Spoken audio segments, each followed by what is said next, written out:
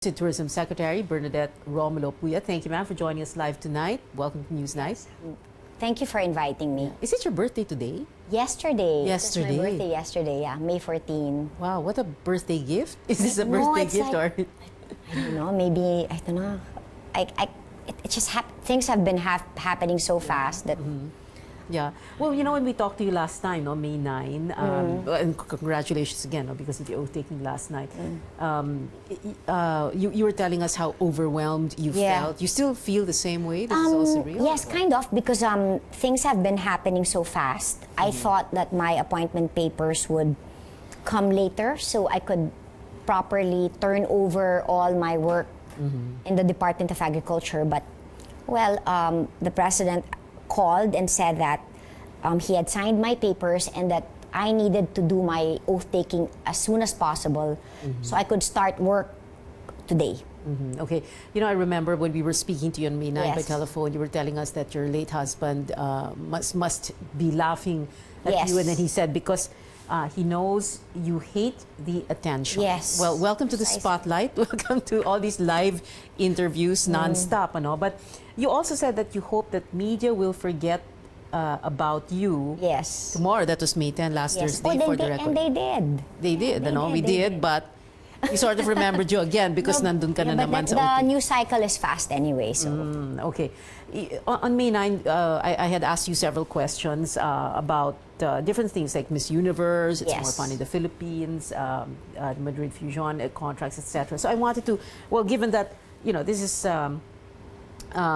since May 9 Yes. until today, May 15, perhaps there have been a few developments. I wanted to get a little more clarity on that. So can we begin with Miss Universe? Okay. What exactly would be the, kumbaga, the tourism benefits for another Miss Universe pageant? Actually, it was the first day I talked to all the undersecretaries and assistant secretaries. So they were telling me briefly what their programs, the programs of the DOT, what they plan to have for this year and next year. And we're already preparing for a budget for next year.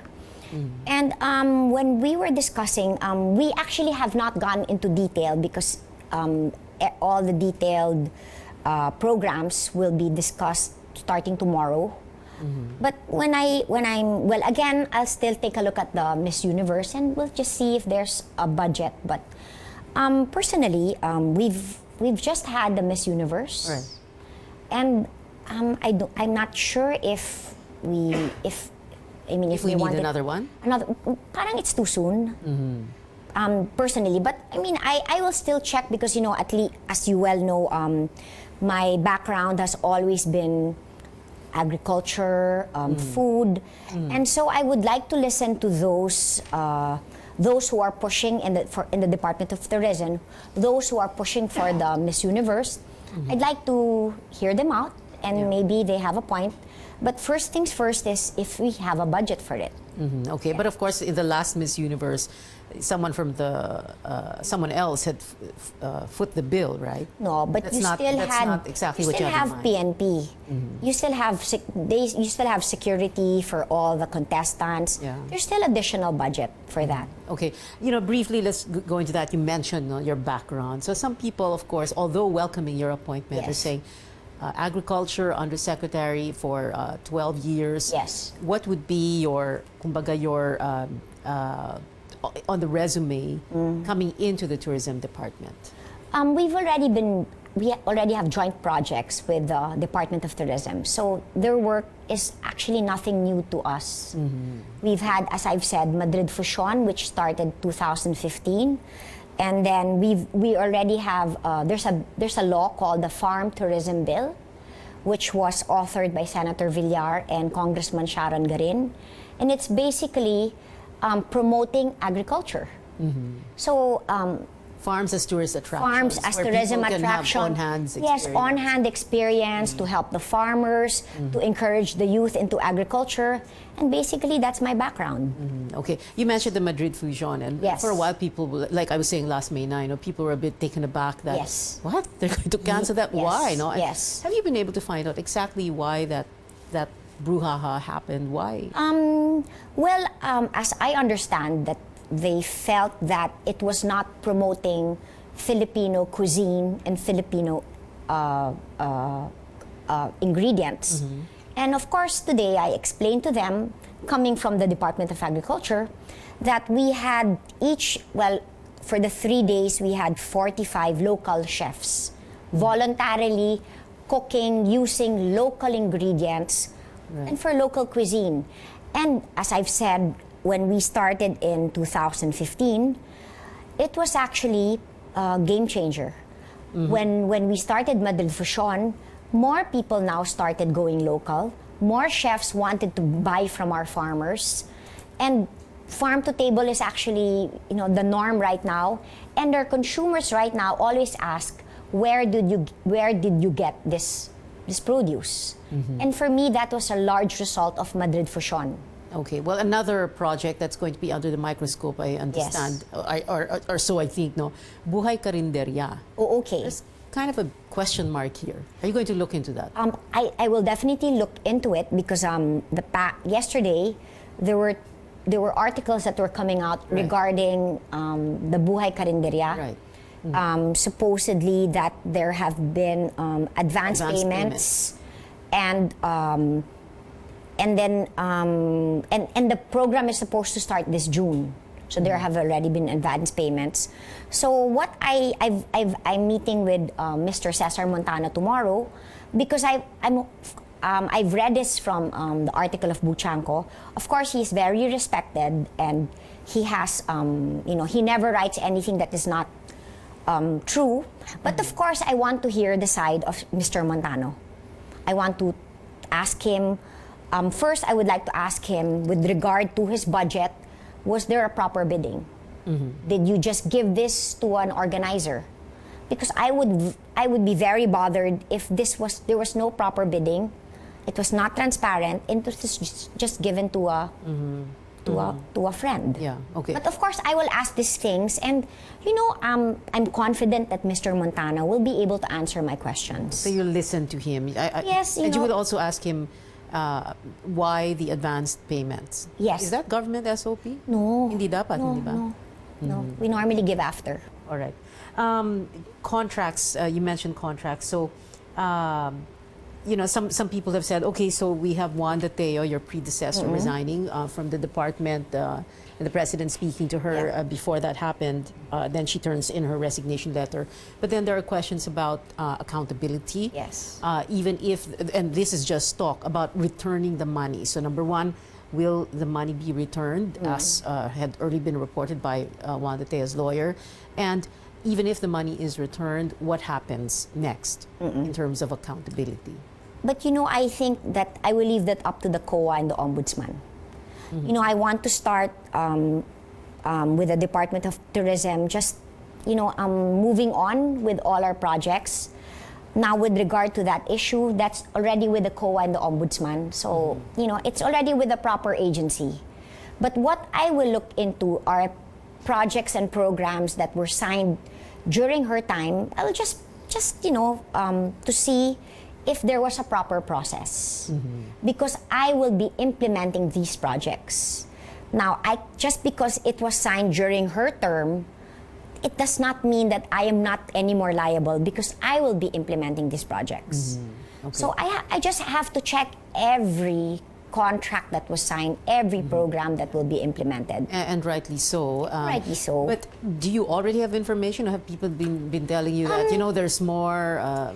meron ba? Bukod dun sa... Well, people have been texting, sending me messages, but until I see the document, that's the only time I will believe. Okay, so there is something else apart from the 60 million peso advertising deal? These are all text messages, but again, I don't like to be malicious, until I have proof. Okay, so one or two other projects. How many projects are we talking about here? No, at first, since it already came out, I want to talk about Buhay Karinderya. Because I heard it was what was told to me, it was a 300 million peso project. And so I'd want to ask is, did you bid it out? How are you supposed to implement this program? Why 300 million? I have nothing against street food. I support street food. It's just that I will be the one implementing this program. And if I implement it without checking the process, then I'll be investigated. Of course, like you said, you're implementing this, you will be answerable. Yes, I will be answerable. You will yeah. be accountable. Kanina sa pinag-usapan natin, accountability, etc. You know, when Justice Secretary, the new Justice Secretary, Menardo Guevara, came in, he had also asked for courtesy resignation. You did the same thing I today, did the same no? thing this afternoon, yes. This afternoon. So have the undersecretaries and the assistant secretaries turned in their resignations already? I have received a few of their courtesy resignations. Kanino? Can you tell us? No more na lang. But next week, kasi if I tell you, then the others. But next week, I gave them up to next week. Okay. So, but I'm confident, based on my conversation with them, that they will all give their courtesy resignations. Are you also confident that they will all be retained, or you're going to move some around, or you won't renew the hires of the others? I told them that I will judge their performance first. I will see first that what fits my vision or what I want to do. Or maybe, who knows, some of them might not want to work with me. So Okay. we'll see. But Yeah. you know, I just don't want to make it all drastic and remove them immediately. Although I already have the, I can remove all of them immediately. But you know, we're in the middle of a budget season. I want to see first, and you know, I talked to some of them, and they're in fact very good, very professional. So we'll see from there. So who did you talk to? No, well, definitely the one that will stay is Undersecretary Bong Bengzon. He is a career official. He's been there for about 32 or 33 years. So definitely he will stay. But one person that I will enter will be, his name is Art Bongcato. He was a regional director during the time of Pinoy.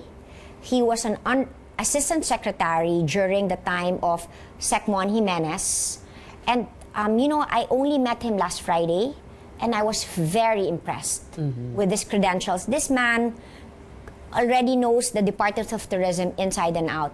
So I offered him the undersecretary post. Okay. All right. I wanted to ask first about Boracay also. What are the? Is everything on track? Is the rehab plan, solid? Is it in black and white? Are things going smoothly? Will we reopen in 6 months or less? Okay, as I've said, this is my first day, but I do know that when I entered, this is now the under the DILG and the DENR. So I will leave it up to them. But of course, I would love to go and meet the stakeholders and listen to them. You know, and it's more of that. And of course, I would like to ensure they will still give me a briefing on how they are doing the 6-month closure. And I want to see how the Department of Tourism can help. And we want to ensure that everything is properly implemented or maybe fixed in that 6 months. Did you agree with the plan or the proposal or the recommendation that the island be shut down for 6 months? Because there was also an alternate proposal na pwede namang phased closure. Right now, it's moot and academic because when I entered, it's already closed. Yeah. So, okay. yeah. Yeah, there's this themed underwater park, Nickelodeon. I think that although this is under PEZA, since it is supposed to be a tourist attraction or planned tourist attraction, will the DOT step in here, and is this going to be allowed? This hasn't been discussed with me, but I will definitely ask about it. But I've already said that I want to promote tourism spots that, you boost tourism without harming the environment. Sustainable tourism, etc. And I want to see if these are present. If there's the capacity, if there's access, if everything is into place. I mean, maybe it looks good, but I want to study it first. And before I can actually say that if I am for it or not. Yeah, okay. Sustainable tourism, at the height of the Boracay closure or the Boracay shutdown issue, ang pinag-uusapan din yung ibang mga tourist sites that have quite a bit of tourists, a huge number of tourists actually. Yes. Puerto Galera, Oslob, halimbawa. You know, and for a while there were like fears coming out na, naku, baka yun na yung next. Yes, no? yes. What are the plans moving forward for these other very famous tourists? Nothing. I have not been. They have not told me about what are the plans for all these other tourist spots. But as I've said, you know, it's really my first day today. Yeah. So last week, though, I was able to speak to Secretary Juan Dateo. I was able to speak to Secretary Mon Jimenez. And our Congressman Lucy Torres, who happens to be the chairman of the Tourism Committee. And last night, I was able to speak to Senator Dick Gordon. So it's more of, you know, I'm like in between. I'm still doing Department of Agriculture work, and then I'm entering this new phase in my life. But so I'm just trying to balance it. But after a month, I can give you all the answers. Definitely, Okay. yeah. But that was a clue what you just said a while back. Sustainable tourism, very, very important. Definitely, yes. You know, when I was Undersecretary of the Department of Agriculture, I was the head of the National Organic Agriculture Board for 8 years. And that's all about sustainability. All right. So it just fits. Sustainable tourism, sustainable dining. You know, it's, as I said, what we have to do is we boost tourism without harming the environment. Right. Secretary Bernadette Romulo-Puyat, the Department of Tourism, thank you very much for being with us tonight. Thank you for inviting And belated happy birthday. Yes. Salamat, ma'am.